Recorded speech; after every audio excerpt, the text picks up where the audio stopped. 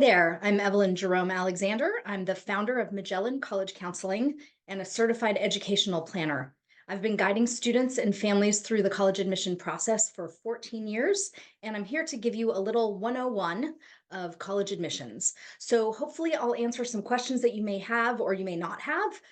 I will tell you that the presentation that I'm going to give is downloadable below this video, and I encourage you to download it. I'm not going to click on all of the links inside the presentation, but there's lots more information, sometimes articles, sometimes sources, for a lot of the data points that I'm going to share with you.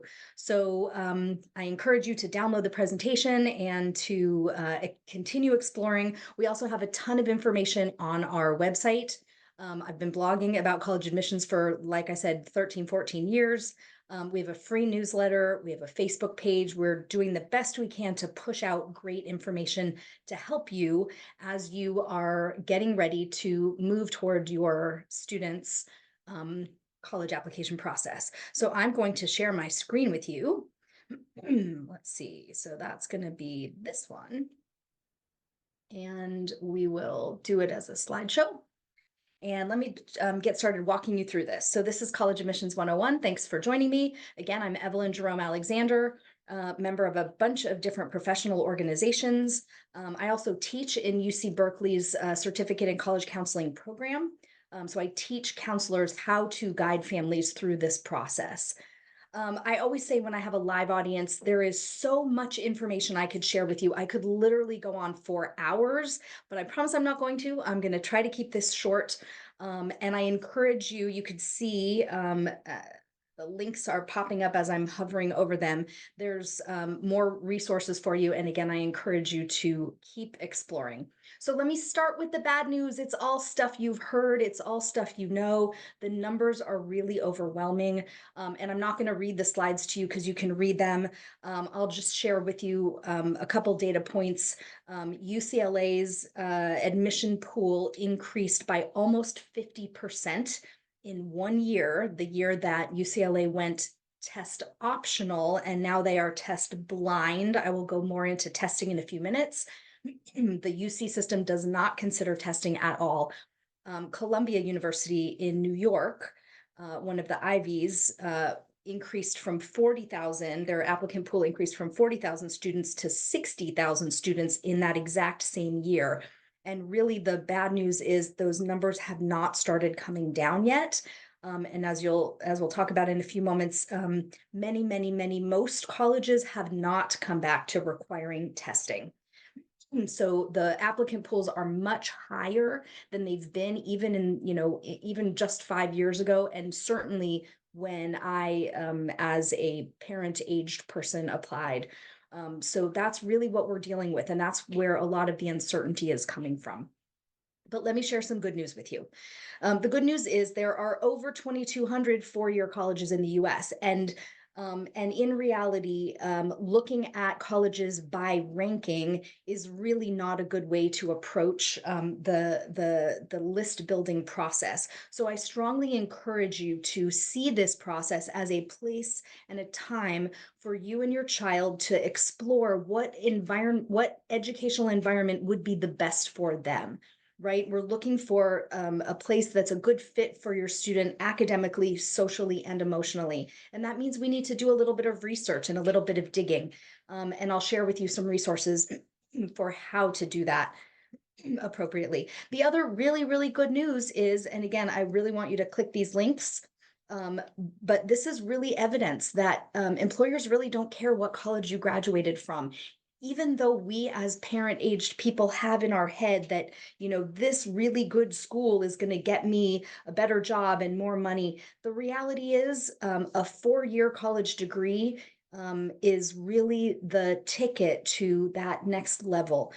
And you don't need a top ranked school on your resume to end up with an amazing job. And really, by the way, amazing job is one of the outcomes we're looking for, but it's not the only outcome. We're looking for happy and successful. So I really want you to think about your child's mental health as you embark on this process. All right, so here's what we're going to discuss today. What do colleges consider in the admission process? What can you be doing now to prepare for this process and to present your application the most optimally possible? What do I mean when I talk about college fit? And what are those stress points that I've seen as someone who guides families through the process, and how can I help you avoid them? So here is my favorite slide. And I always joke when I do this with a live audience that I could spend a half an hour on this slide, but I promise not to. And then most of the time I do. So let me boil it down for you really, really briefly. So, what is this list? This is the list of factors that colleges consider when they're making admission decisions. Where do we get this information? If you click down here on the source, NACAC is the National Association for College Admission Counseling. And it's an organization that most colleges in the United States are a member of. And they send out a questionnaire once a year and they ask colleges, what are the factors that you're considering? And the colleges rank them. So we have this information. We know what they're considering because we're taking it from what they tell us. And the SOCA is the state of college admission. It's basically a summary report that NACAC puts out after they send out this questionnaire. And I will tell you that aside from test scores down here at the bottom with the big red asterisks next to them, um, this list has not changed in the 14 years I've been working with students through this process. Grades and rigor have always been the most important factor in college admission. Now, when I applied to college 30 years ago, less so. Test scores were much, much, much more important. Today, they are just not. Even for colleges that do consider test scores, they are a very, very small portion of the data that colleges are looking at in their admission decision. So grades, rigor, meaning the courses you chose to take, and the courses that you have available to you. And colleges know that. I'll get into that in a moment. Your GPA or your rank, if your high school ranks. I don't want you to get hung up on GPA though, because different colleges calculate GPA in different ways. So, so your high school, for example, there's a whole bunch of high schools near me that include PE in the GPA. Colleges don't care what grade you got in PE. They just don't care. Many colleges don't care what you got in your visual or performing art class, unless you are applying to a visual or performing art major. Really, many colleges, most colleges really care about those academic core courses. And those are the courses that they want to consider in your GPA. So this first chunk here are kind of the objective parts of your application, right? This is data, and this is data that we transmit to the colleges through the transcript. The next chunk of information is a little bit more soft or subjective, and it helps colleges understand who you are as a human being. Because colleges are really trying to admit human beings to their campuses, right? They are trying to figure out how you have contributed to the community that you've been a part of, or communities that you've been a part of in high school, both in and out of school. And they use that as a lens to see how you might contribute on their campus. So counselor and teacher recommendations help them see what kind of student you will be in the classroom. Your essays, and the activities that you've chosen to spend your time doing, those tell colleges, they tell them a lot about your value system, right? How you choose to spend your time helps them understand your values and what's important to you. And your essays will help them see, what lessons you've learned by being a part of those activities throughout high school. Now, demonstrated interest, I'll talk a little bit later about that, but this is something that I have a whole series of blog articles about. So there's lots that you can read on this, and I, again, really want you to click the links. But the bottom line on demonstrated interest is all colleges are a business. All colleges are a business. Some colleges are more concerned than others about how likely you are to accept their invitation. So there's two sets of numbers. There's really three sets of numbers that we talk about in college admission. So we've got the applicant pool, and then we've got the group that's admitted, and the ratio between those two is the acceptance rate, right? The percentage of accepted students to the whole, to the applicant pool, is the acceptance rate. That's the number that most people talk about. The number that the colleges talk about is actually the next round. So that's the ratio of students who enroll to the number who they admit. In other words, what percentage of their admitted pool actually chooses to attend? That's the yield, and colleges care about that number. And so by demonstrating your interest, you are indicating to them that you might be a little bit more likely to accept their invitation, and they care about that. Now, again, not all colleges care about this. So this is why I want you to read the blog post, because it's really important for you to know which ones care and which ones don't.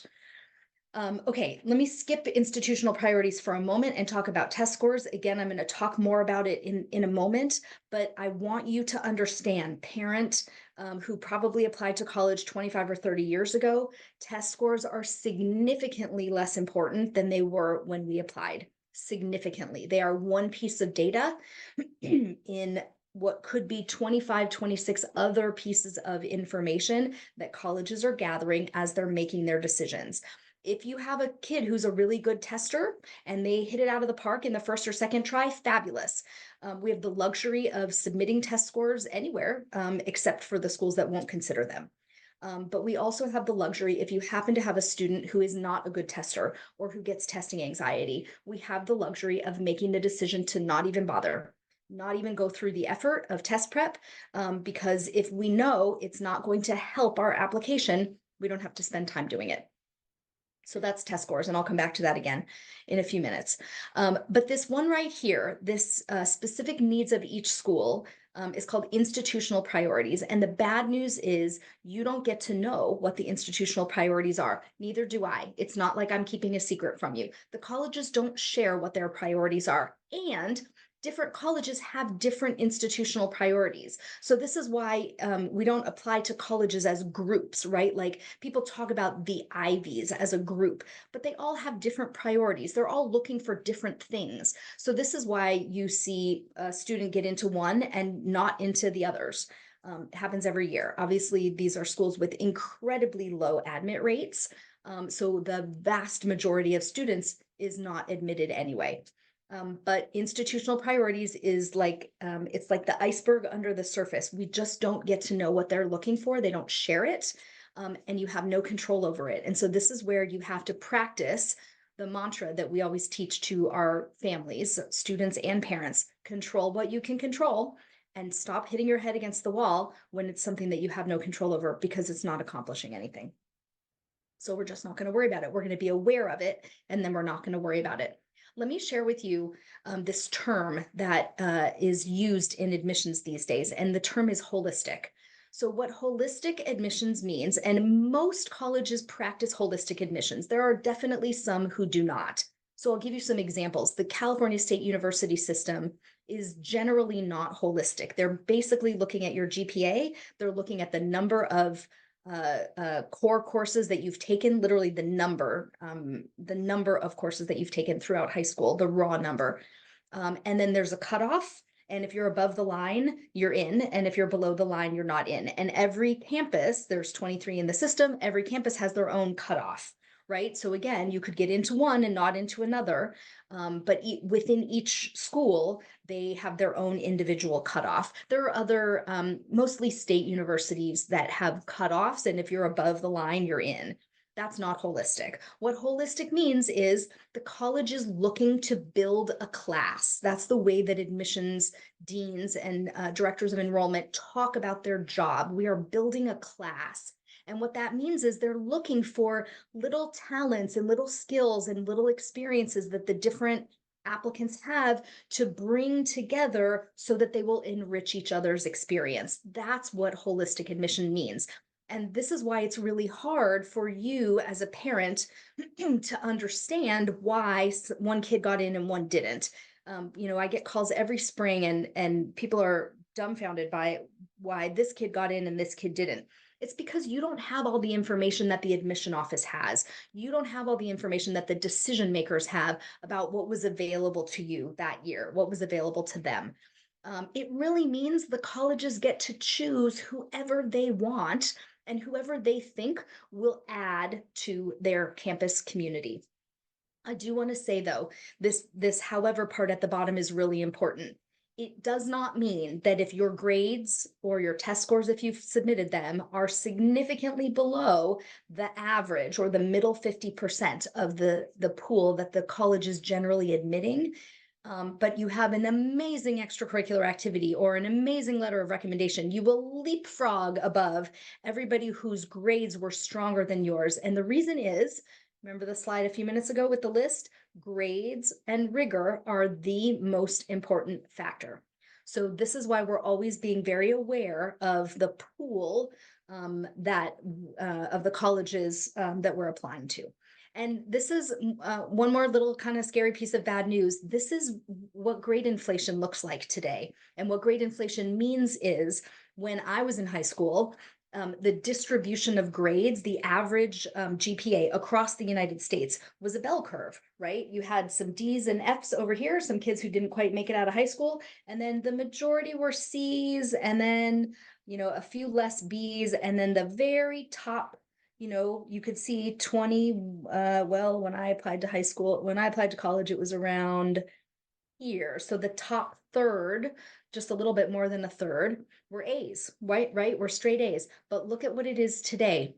It's almost 70% of high school students who are applying to college have an A average, A plus, A or A minus average in high school. This is not a bell curve. This has been a steady increase in grades awarded, and that's grade inflation. So that's what you're fighting against. And what this means is if you are planning on applying to what most people call top tier schools, I'm here to tell you that just because it's ranked high does not mean it's a good school, and it certainly does not mean it's a good school for your child.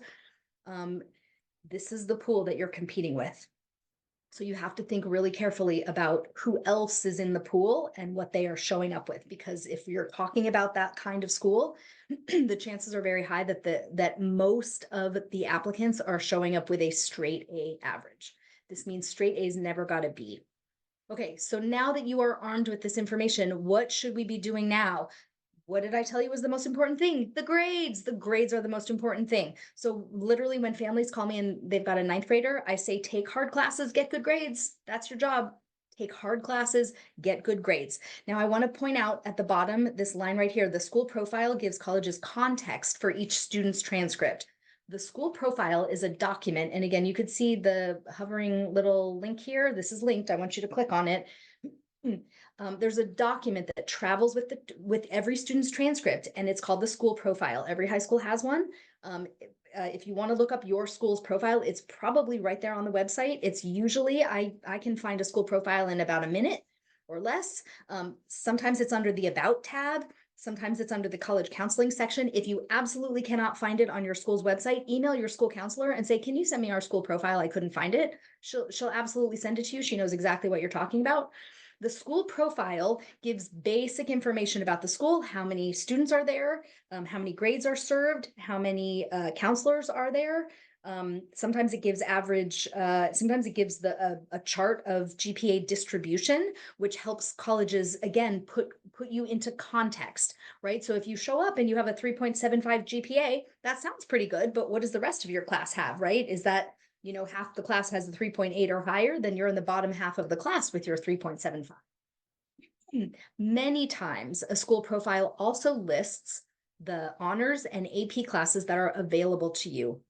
And this is how colleges can see, they get insight into the decisions you made with regard to what classes you are taking. So again, if you're applying and you say you want to be a biology major and you're pre-med and you took regular biology in ninth grade, and then chemistry in 10th, and then AP chemistry in 11th, and then physics in 12th, that does sound like a nice, rigorous science progression, but we're missing AP biology. And if they can see on the school profile, my school offers AP biology, as a college, I might say, why did this kid not take AP biology if she thinks she wants to be a doctor, right? So they're going to think about your transcript in the context of what's available to you, which is listed in your school profile. Okay, so grades, the most important part. rigor front and center. Take honors and AP classes or IB classes if you're at an IB school. That means that stands for International Baccalaureate. If your school has an IB program, you probably know. If your school doesn't have an IB program, don't worry about it. It's a very, very rigorous and well-known program, but only 1,500 high schools in the United States out of about 35,000 offer the IB program. And if none of those is available to you, if you have an activity that takes up all your morning or all your afternoon and the AP classes don't work or don't fit into your schedule, take a community college class. Everybody's got a community college near them, and colleges see that as college level work because it is. Community college is college, and they'll see that as rigorous and they will be impressed with that. So I often recommend this to my students who are a little bit ahead in math. So if you like, the standard math progression would be algebra 1, geometry, algebra 2, pre-calculus, right? So that's 9, 10, 11, 12th grade. If you're ahead, if you are going to get to calculus by 11th grade, you might, instead of taking AP statistics senior year because your school offers it, but AP statistics isn't a step up from AP calculus. So what you might do is take a community college calculus class because that would be continuing progression upward, right? As opposed to sort of a sidestep or kind of a downstep, which is what AP stats is. Just a quick little tip there. All right, so we've got grades, we've got rigor, we've got activities. And again, this is how colleges can see your character and what you will contribute. So in order to make the most impact with those activities, we don't want to do 50 of them. We actually only want to do maybe 2 or 3, but at a really deep and important level, at a leadership level. And leadership doesn't mean you don't have to be the president of the club if you're kind of an introvert. You don't have to be the founder of a club, but it would be really good if you could take some responsibility for a project.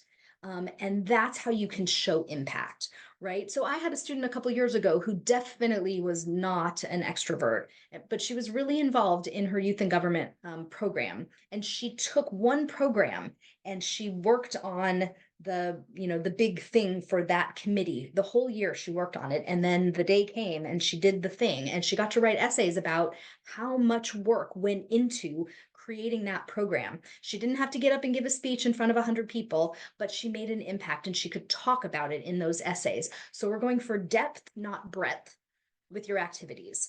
And you really, really need to get to know your teachers because they have to be able to say things about you that they can't say about everybody else. Right? So you want your teacher to not only know you as a student in class, but is it possible that you are in a club where that teacher who you really love is also the faculty mentor? That would be a great teacher to get a letter of recommendation from and to let that teacher get to know you so that he or she can write a really powerful letter of recommendation. The last part about what you can be doing now is creating a well-balanced and well-researched college list. And I'll give you some examples of how to do that in just a few minutes. But let me just get into the academics really quickly. I said this a moment ago, but colleges want to see rigorous academic courses on your transcript. And we call this 4 of the core. So the courses are English, your foreign language, your history or social science, your science, and your math. And you'll probably understand that for your high school will probably require 4 years of English, and they may or may not require 3 or conceivably 4 years of math, but probably not required. And they probably won't require 4 years of any of the others, history, foreign language, or science. It doesn't mean that just because you've met the minimum requirements doesn't mean that you will be competitive in the pool if we're talking about selective colleges. So I have students ask me this all the time. Do I have to take a 4th year of Spanish? Do I have to take physics as a senior? Do I have to keep taking math? You don't have to. You literally don't have to, right? You can graduate from your high school without doing all of those things, but will you be competitive in the pool that you are trying to be invited into? You might not be. The more core courses you take, the more competitive you'll be. And this article right here, again, is a link to that school profile article. Again, this is how colleges know what was offered at your school, what was available to you. Again, we're looking for depth. We're looking for deep academics and deep extracurriculars. Again, think about the information that you're presenting to colleges as an opportunity to show them how you will be as a college student. So we're looking for depth, deep activities, deep academics. Okay, what does college fit actually mean? So this is where I say to parents, this is the hard part. I need you as a parent to take a little bit of a step back and let the student take the lead on some of these questions. So I get that you went to whatever school that you went to and you had an amazing experience. I've been there, I get it, I feel you. But now we're talking about your offspring. And what's right for you may not be what's right for them. So these are the kind of questions that you want to ask your student. What majors are they interested in? If they don't know, that's okay.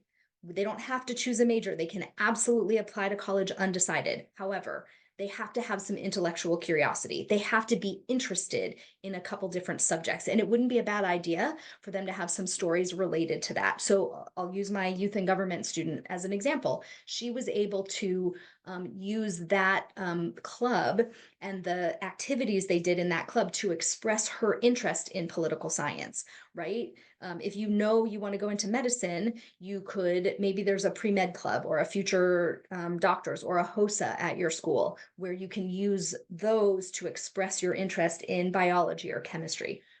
So you need to explore colleges in relation to the academic subjects that they offer. You might find, I had a student who was interested in business, and she loved Vanderbilt. And I went to her house for the first meeting and we started researching Vanderbilt. Guess what? Vanderbilt doesn't have undergraduate business. So literally meeting number one, Vanderbilt came off the list. I've had this happen many times when you think you have in your head that you love a certain school. And when you really look at what they have to offer, they really don't have what you are most connected to academically. So that might mean that that college isn't the best fit for you. Okay. Dog is barking. Hey, bud, let's not bark. Welcome to life as a dog mama. Okay, so we talked about academics. You also want to make sure the college has a few clubs or organizations that you would join. Why? Because the people who are in those clubs, those are your people. That's what we're doing here. We're trying to find your people.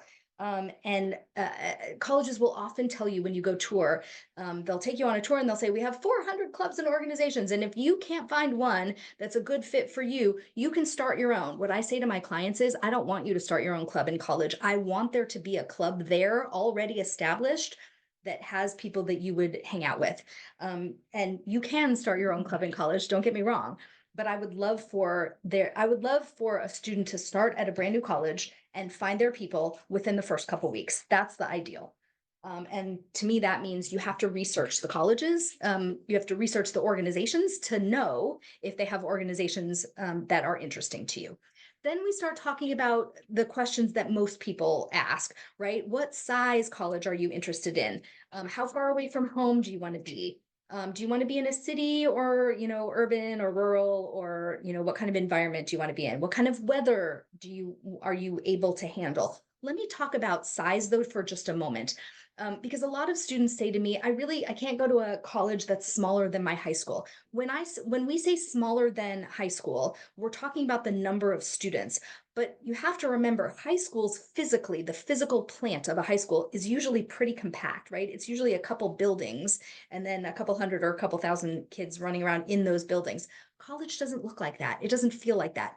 It's often big and sprawling and on a big, beautiful, woods-like campus. So it's not going to feel like high school, no matter how many students are there.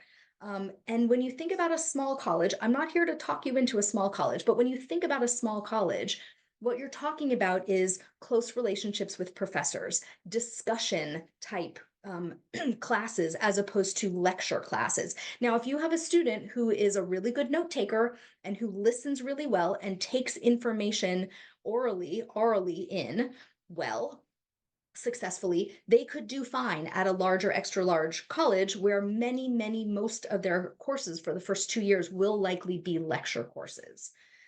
But if you have a student who's good at building relationships and really likes that discussion, I encourage you strongly to look at smaller colleges. Okay. College fit part two. This is the part where the parent really has to take the back seat and the student needs to do the research. You should visit or at least take a virtual tour online. You should speak to current students. You can reach out to an admission office and ask them to give you people to talk to. They are happy, happy, happy to do that. By the way, if you reach out to an admission office and ask to speak to a current student, guess what? You are demonstrating interest. They love that.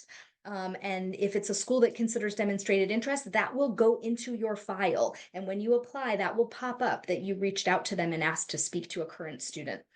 I make my students do this. I need you to name 5 things you love about this school and that make it a good fit for you that are not related to ranking, location, or sports. And the reason is you are not the reason that Michigan won the national championship this year. You are not the reason that, the University of Pennsylvania is ranked the way it's ranked. And no matter what, Johns Hopkins will always be in Baltimore and there is nothing we can do about it. So those things really are not good enough reasons for you to want to go to a school. You need to have really specific things. It could be in the organizations or clubs. It's most likely in the academics, really specific reasons that you think a school is a good fit for you. And then really most importantly, your grades and your test scores, if you submit them, need to be within the range that the college is admitting in the last couple years. That information is publicly available. And I'll share with you in a moment the link where I get my data to get all that information. Because if you're way below, you should not expect good results. So what that means is we need to apply to schools where we're right in there. And yes, I have my students apply to reach, target, and likely schools, but the proportion of reach schools really should not be. It can't be half the list. It can't be half or more of the list. It's looking for bad results. Okay, so let's talk about some avoidable stress points. I talked a little bit about testing, but let me just clarify some terms for you. So test optional means the college will consider test scores if you submit them. It also means that they will not disadvantage you, and they will probably be really clear that they will not disadvantage you for not submitting test scores. There's an article here about what test optional really means and why colleges have moved very rapidly in that direction and then stayed there. Test blind or test free means they just won't consider them. Like there's literally nowhere in the application for you to tell the University of California what your test scores are. They don't ask, they don't want to know, they won't consider. There's a new sort of middle ground that's emerging, which is test flexible or maybe test preferred. And these are schools where a large majority of students are submitting scores and the college appreciates that.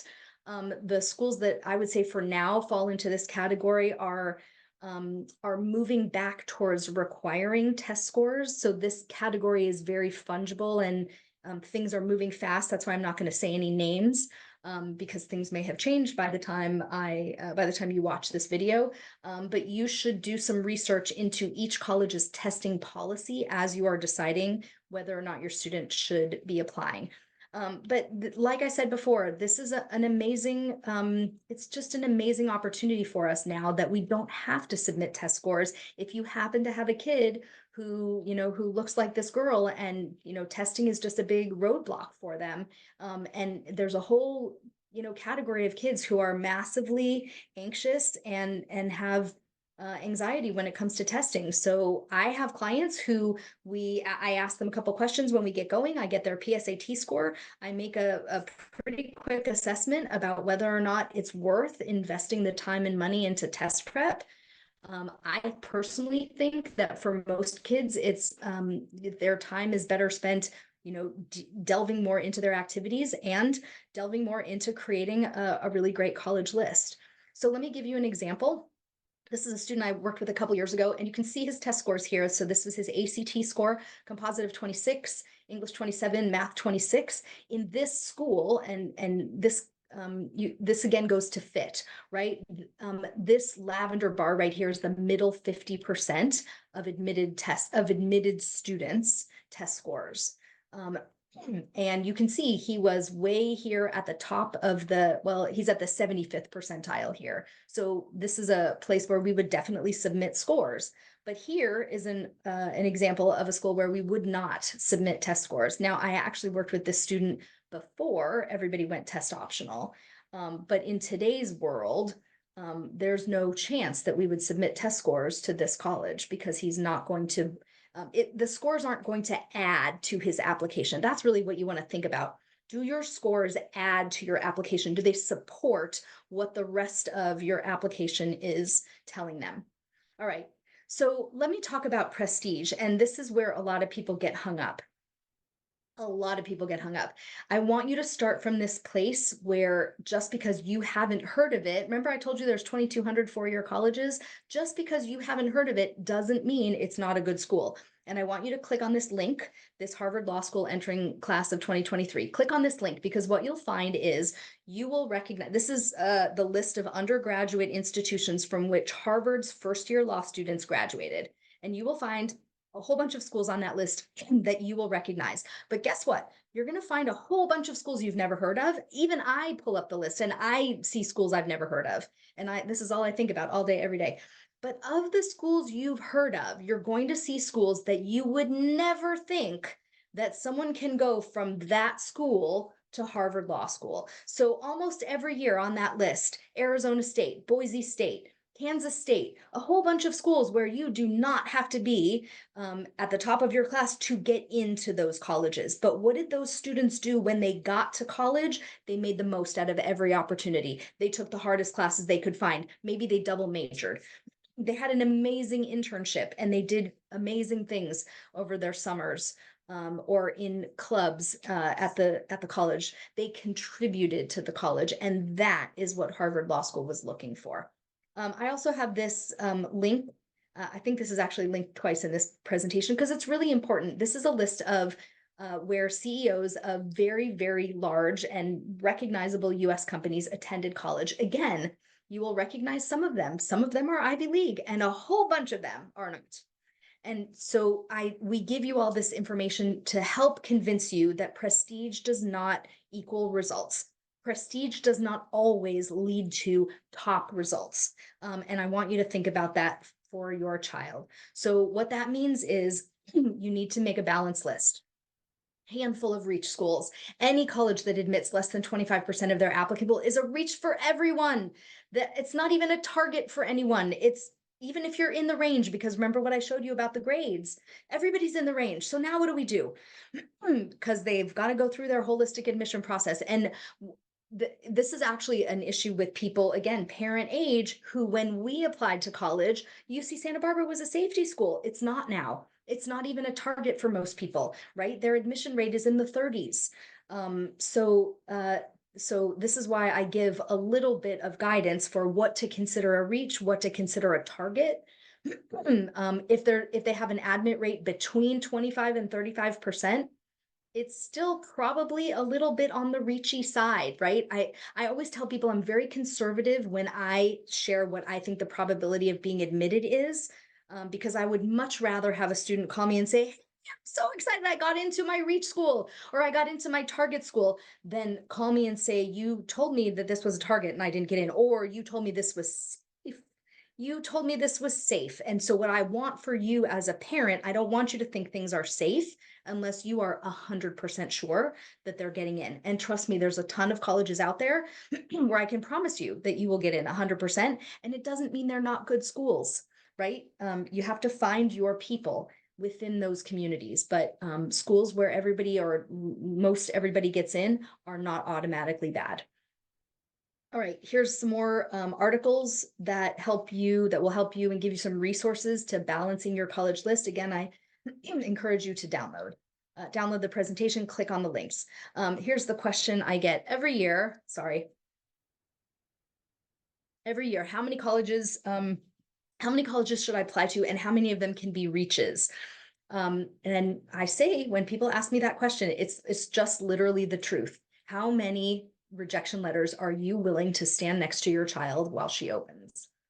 Because if you're talking about reach schools, you're literally talking about schools that have a much higher chance of being denied than of being admitted.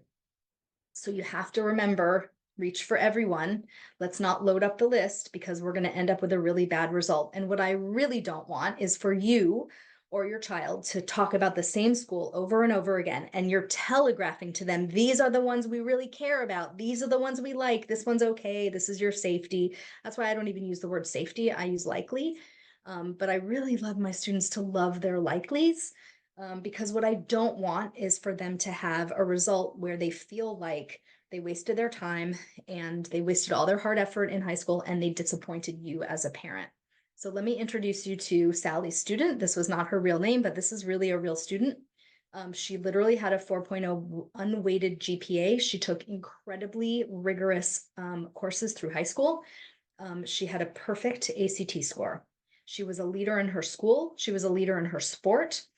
She was a leader at the regional level. She had a good amount of volunteer work. She only applied to 11 colleges. So to me, I have these colors that tell me that and I put the probability on these, but these colors mean reach, reach, reach, reach, reach, wild card, wild card, wild card. There's one more color that isn't represented here. She didn't have any target schools on her list, nothing with an admit rate between, you know, 35, 15 and 35. Everything from here up has an admit rate of under 15%. And it doesn't add up. It's not cumulative, right? You don't automatically get into one of these. So she ended up writing 30 essays for all of these 11 schools. She was admitted to 2. She was waitlisted at 1, and then ended up admitted, but she ended up not going there. And she's at the University of Maryland. She's having a great experience, but this was really frustrating and really hard for her and for her parents. It's hard to get 8 letters saying, we don't have room for you, we're sorry. It's really hard. So I have a client this year whose dad told me I would consider it successful if he was admitted to half of the schools on his list, and if he was denied from the other half, I would consider that a good list. So we're crossing our fingers. I think we made a good list, actually. I personally, I like you to have more choices than that. And I understand that when students and parents build their college list, they actually see it as the list from which they will choose where to go to college. You have to remember there's that sorting hat part in the middle, and that's the really hard part. So a lot of this list building is really dealing with student psychology. I want them to feel successful. You want them to feel successful. This is your kid. Okay, the last piece of stress that I'm going to chat about briefly, but I really want you to click on this link here because there's a much longer version of this at this site. There's an article, there's a download, and there's a little webinar, like a short webinar embedded. But I totally understand that we're at the point where college cost is stressing parents out. The FAFSA is the free application for federal student aid. It is the first part of the process that will determine if you have need. Now, keep in mind that different colleges cost different amounts. So let me give you some examples. And also this link right here actually gives you a place where you can get an estimate of what the colleges may think you can afford for college. It's really important to start with that information. So here's some basic information about what colleges are costing these days. These are averages.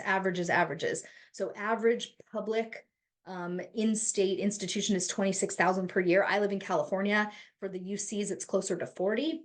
For the Cal States, it's closer to 30. And you also have to think about the graduation rate, which is a little bit of a hidden cost. If you can't graduate in 4 years, then that $40,000 is really more, right? It's not just 160 if it takes an extra semester or an extra year to graduate, because that last semester or last year is not free.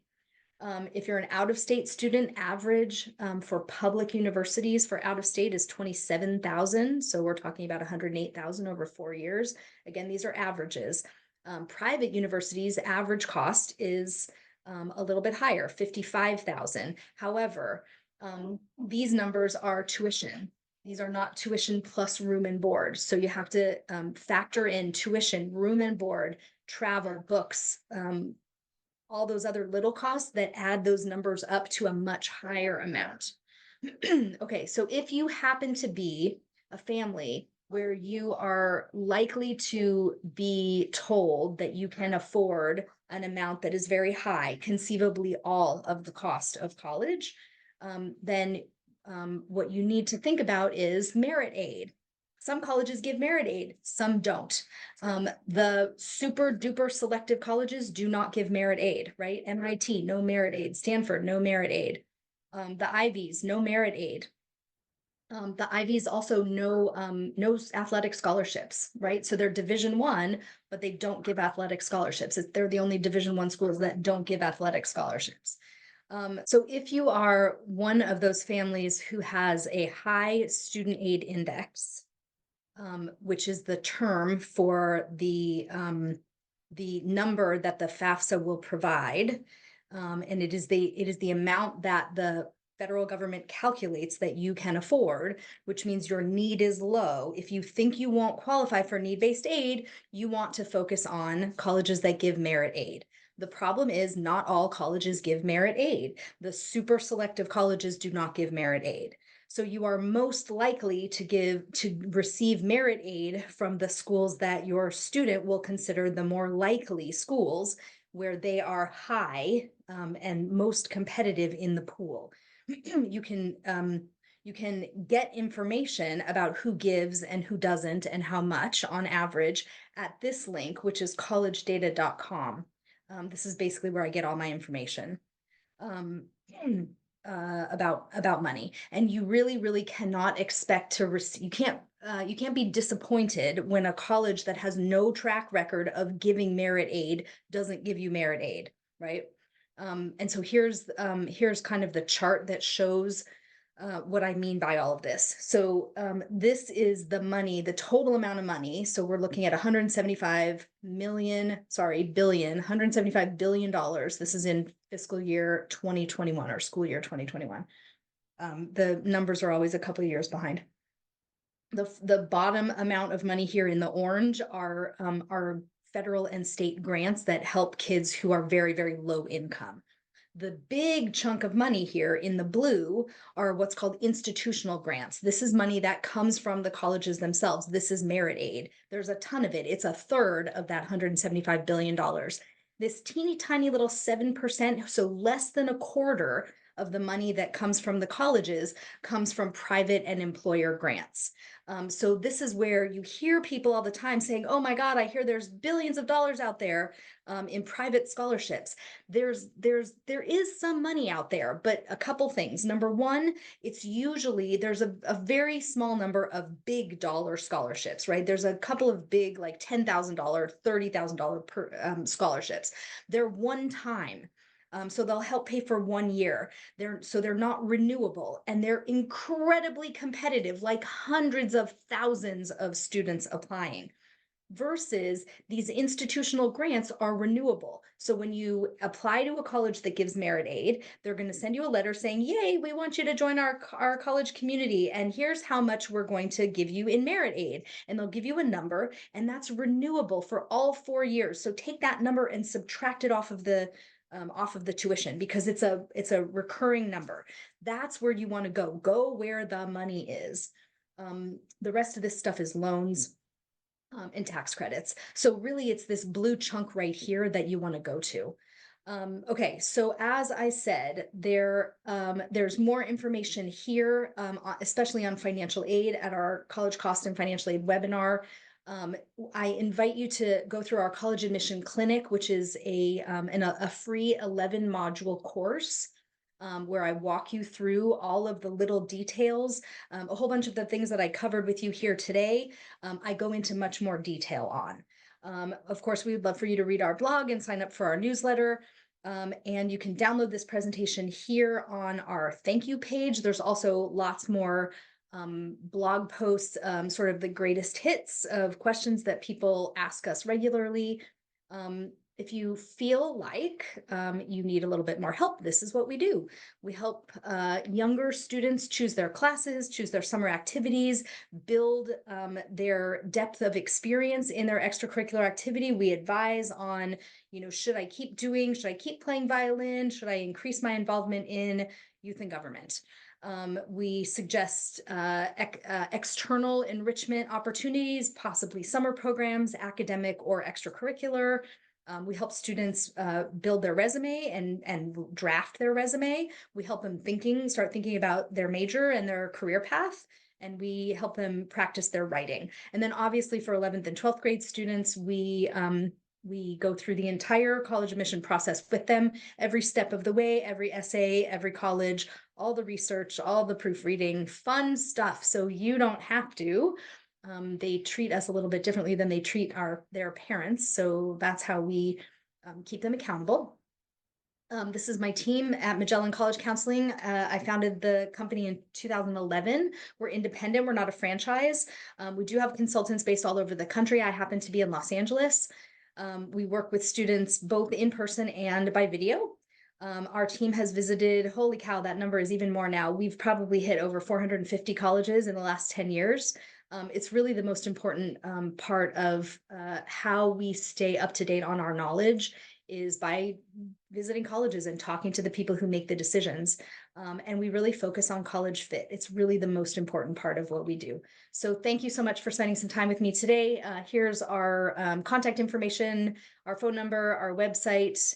I will stop sharing and just say thank you. And there's, as I said, more information on this page. Please click all the links. And if you need help, please feel free to reach out. Thanks so much.